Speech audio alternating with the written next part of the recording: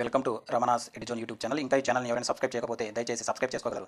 మనము ఈ చిన్న వీడియోలో ఏపీ స్టడీలో భాగంగా తూర్పు చాళుక్యులపైన గతంలో అడిగినటువంటి కొన్ని ముఖ్యమైనటువంటి ప్రశ్నలను ఎగ్జామినేషన్ పాయింట్ ఆఫ్లో చర్చించుకుందాం. అందులో భాగంగా ఇక్కడ గమనించినట్లయితే మొదటి జయసింహ వల్లభుడు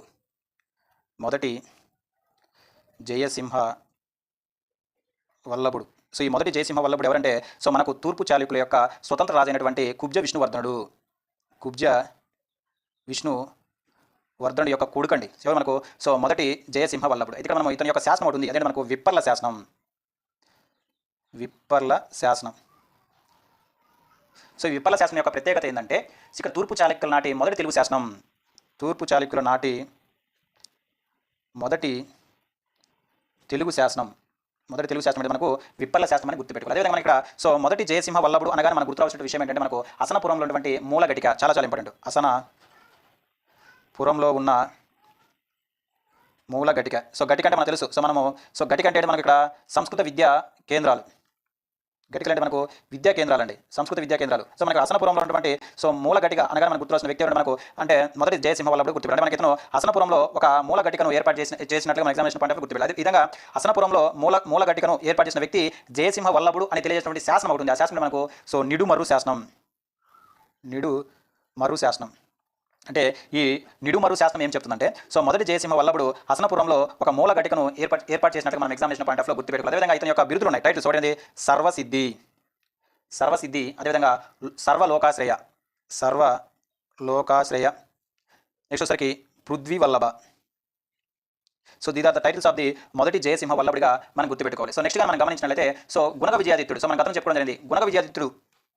గుణగ విజయాదిత్యుడు యొక్క ప్రత్యేకత మనకు తూర్పు చాళుక్య రాజుల కల్లా గొప్పవాడుగా మనం చెప్పుకోవడం జరిగింది. అయితే తనకు బిరుదు ఉంది, అది మనం చాలాసార్లు అడిగాడు ఎగ్జామినేషన్ పాయింట్. మనకి త్రిపుర మర్త మత్య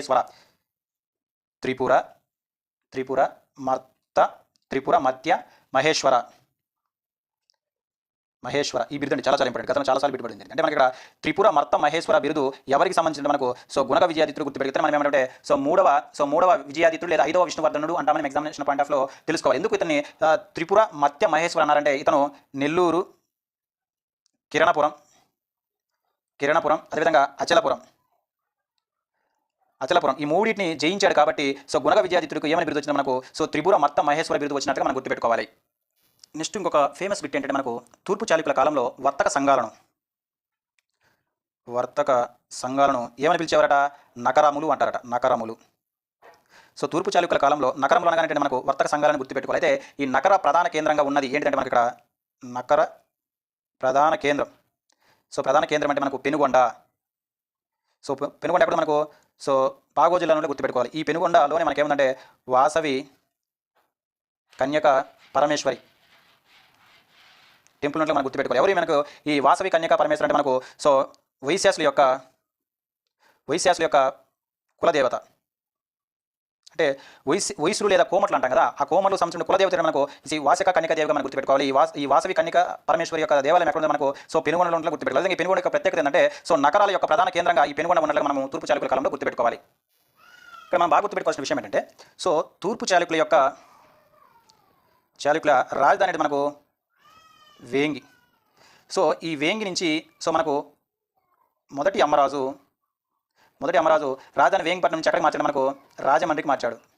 దీన్ని మనం ఏమంటే రాజమహేంద్రవరము అంటాం. చాలా ఇంపార్టెంట్. ఇక్కడ మనకు బాగా అర్థమవుతుందా? తూర్పు చాళుక్యుల యొక్క రాజధాని జనరల్గా మనకు వేంగి అయితే అంటే మనకు సింపుల్ చెప్పాల్సిన రాజమండ్రి నిర్మించిన వ్యక్తి మనకు మొదటి అమ్మరాజాన్ని గుర్తుపెట్టాలి. అదేవిధంగా ఈ రాజమండ్రి నుంచి మళ్ళీ బెజవాడకు రాజధానికి మార్చిన వ్యక్తి ఎవరంటే మనకు 2వ యుద్ధమల్లుడు. అదే తిరిగి మళ్ళీ రాజమండ్రికి రాజధాని మార్చిన వ్యక్తి అంటే మనకు రాజరాజ నరేంద్రుడిని గుర్తుపెట్టుకోవాలి. నెక్స్ట్గా మనం గమనించినట్లయితే నవబ్రహ్మ ఆలయాలు ఎక్కడ ఉంది మనకు? అలంపురం. ఎక్కడిది? మహబూబ్ నగర్ జిల్లా, తెలంగాణలో ఉంది. మనకు తెలంగాణలో అలంపురం ఉన్నటువంటి నవబ్రహ్మ ఆలయాలు ఎవరి కాలంలో నిర్మించబడ్డాయంటే మనకు ఇక్కడ మనకు తూర్పు చాళుక్యుల కాలంలో నిర్మించినట్లుగా మనం ఎగ్జామినేషన్ పాయింట్ ఆఫ్లో గుర్తుపెట్టుకోవాలి. ఇక్కడ మనం బాగా గుర్తుపెట్టుకోవాల్సిన విషయం ఏంటంటే తూర్పు చాళుక్యుల యొక్క అధికార భాష అంటే మనకు సంస్కృతంగా మనం గుర్తుపెట్టుకోవాలి. తూర్పు చాళుక్యుల యొక్క అధికార భాష అనేది సంస్కృతము. తూర్పు చాళుక్యుల యొక్క అధికార భాష మనకు సంస్కృతం. మనము ముందుగా 2 రాజ్యాల గురించి చెప్పుకున్నాం. మనకు శాతవాహనులు, అదేవిధంగా మనకు ఇక్ష్వాకులు. వీరి యొక్క రాజభాష ఏంటి? మనకు ప్రాకృతము, ప్రాకృతం గుర్తుపెట్టుకోవాలి. సో నెక్స్ట్ వచ్చేసరికి శాతవాహనుల యొక్క రాజచిహ్నాన్ని గమనించిన మనకు సూర్యుడు. అదే ఇక్ష్వాకులో వచ్చేసరికి మనకు సింహం. అయితే తూర్పు చాళుక్యుల యొక్క రాజచిహ్నం అంటే మనకి ఏంటి, మనకి ఇక్కడ వరాహంగా మనం గుర్తుపెట్టుకోవాలి. సో నెక్స్ట్ కానీ గమనించినట్లయితే ఇక్కడ మనం బాగా గుర్తుపెట్టుకోవాల్సిన తూర్పు చాళుక్యులు అనగా మనం గుర్తురావాల్సినటువంటి ప్రసిద్ధ శైవ క్షేత్రాలు ఉన్నాయి. మనకు పంచారామాలు చాలా చాలా ఇంపార్టెంట్. సో ఈ పంచారామాలు తూర్పు చాళుక్యుల కాలంలో నిర్మించినటువంటి శివక్షేత్రాలుగా మనం గుర్తుపెట్టుకోవాలి. శివక్షేత్రాలు. ఆ పంచారామాలు అంటే మనకు అమరారామం, రెండోది వచ్చేసరికి క్షీరారామం, మూడోది వచ్చేసరికి మనకు కొమరారామం, ద్రాక్షారామం, ఐదో వచ్చేసరికి అంటే మనకు సోమారామం. ఇవన్నీ కూడా వీటిని మనం ఏమంటామంటే పంచారామాలు అంటాం. అయితే ఇక్కడ మనం బాగా గుర్తుపెట్టుకోవాల్సిన విషయం ఏంటంటే ఇక్కడ మనకు ఈ అమరారామం ఎక్కడ మనకు అమరావతిలో ఉంది. నెక్స్ట్ క్షీరారామం ఎక్కడ ఉంది మనకు పాలకొల్లు, కొమరారామం ఎక్కడ మనకు సామర్లకోట, ద్రాక్షారామం ఎక్కడ మనకు ద్రాక్షారామం, సోమారామం ఎక్కడ మనకు భీమవరం. ఈ పంచారామాలు అనేది తూర్పు చాళుక్యులకు ఏ రాజు కాలంలో నిర్మించారు అంటే మనకు మొదటి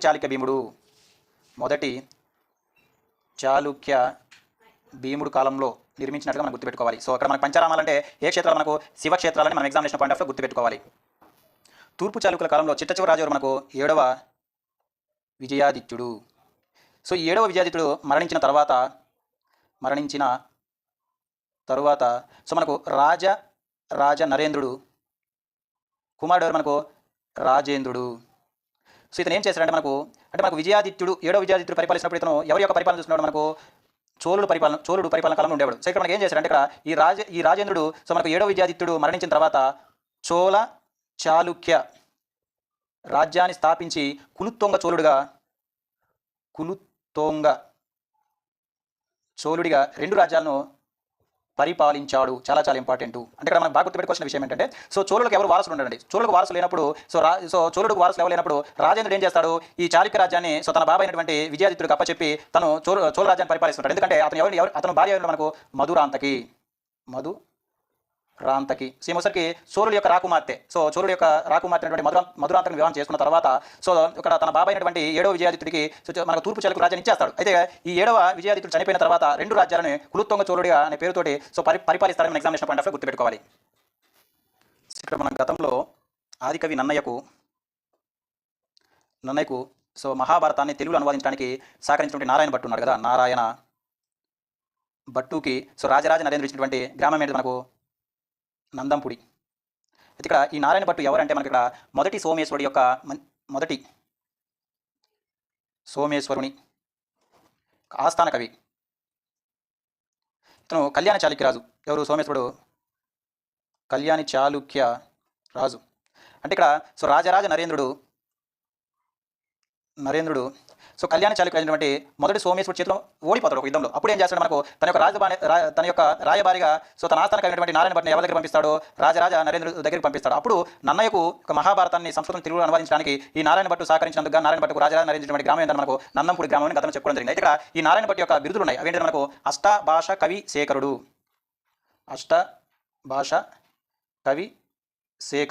it is the title of the Narayana Bhattu అని ఎగ్జామినేషన్ పాయింట్ ఆఫ్ మనం గుర్తుపెట్టుకోవాలి. నెక్స్ట్ కానీ గమనించినట్లయితే మనకు విమలాదిత్యుడు ఉన్నాడండి. విమలాదిత్యుడు మనకు తూర్పు చాళుక్యుల రాజులలో ఒక రాజు. ఇతను యొక్క ప్రత్యేకత ఏంటంటే ఇతను జైన మతాన్ని ఆదరించినటువంటి ఏకైక తూర్పు చాళుక్య రాజుగా మనం గుర్తుపెట్టుకో. ఇతను జైన మతాన్ని స్వీకరించినటువంటి ఏకైక తూర్పు చాళుక్య రాజుగా మనము ఎగ్జామినేషన్ పాయింట్ ఆఫ్ గుర్తుపెట్టుకోవాలి. అయితే ఇతని యొక్క గురువు ఎవరు మనకు త్రికాల సిద్ధయోగిగా మనం ఎగ్జామినేషన్ పాయింట్ ఆఫ్ గుర్తుపెట్టుకోవాలి. ఈ త్రికాల సిద్ధయోగికి ఇతను ఏం చేస్తాడు, మనకు విజయనగరంలో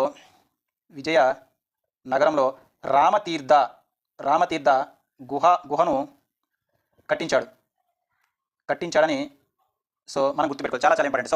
అంటే మనకు తూర్పు చాళుక్యుల రాజుల ఏకైక ఒక రాజు మటుకు ఏ మతాన్ని తీసుకున్నాడు, మనకు జైన మతాన్ని తీసుకున్నాడు మన ఎగ్జామినేషన్ పాయింట్ ఆఫ్ గుర్తుపెట్టుకోవాలి. అతను మనకు విమలాదిత్యుడని మనం ఎగ్జామినేషన్ పాయింట్ ఆఫ్ గుర్తుపెట్టుకోవాలి. అదేవిధంగా ఈ విమలాదిత్యుడుకు అదేవిధంగా మనకు కుందవకు జన్మించినటువంటి సంతానమే మనకు ఎవరు, మనకు రాజ నరేంద్రుడు. ఈ కుందవ ఎవరంటే మనకు చోళుల రాణిగా మనం ఎగ్జామినేషన్ పాయింట్ ఆఫ్ గుర్తుపెట్టుకోవాలి. అదే మనకు ఇక్కడ రెండవ యుద్ధమలుడు. రెండవ యుద్ధమలుడు యొక్క ప్రత్యేకత ఏంటంటే ఇతను రాజధాని రాజమండ్రి ఎక్కడికి మార్చాడు, మనకు బెజవాడకు మార్చినట్లుగా మనం గతంలో చెప్పుకోవడం జరిగింది. అయితే ఈ రెండవ యుద్ధమలుడు బెజవాడలో కార్తికేయుని కార్తికేయుని ఆలయంను నిర్మించాడు. చాలా చాలా ఇంపార్టెంట్. సో కార్తికేయుడు అంటే ఎవరో కాదండి, మనకు ఎవరు, మనకు సుబ్రహ్మణ్య స్వామి. సుబ్రహ్మణ్య స్వామిగా మనం ఎగ్జామినేషన్ పాయింట్ ఆఫ్లో గుర్తుపెట్టుకోవాలి. అదేవిధంగా మనకు రాజమండ్రిని సో నిర్మించిన వ్యక్తి ఎవరు, మనకు గతం చెప్పుకునే దేవుడు మనకు 1వ అమ్మరాజు. సో ఈ 1వ అమ్మరాజు యొక్క ప్రత్యేకత ఏంటంటే, సో మనకు తూర్పు చాళుక్యుల రాజధాని మనకు వేంగి.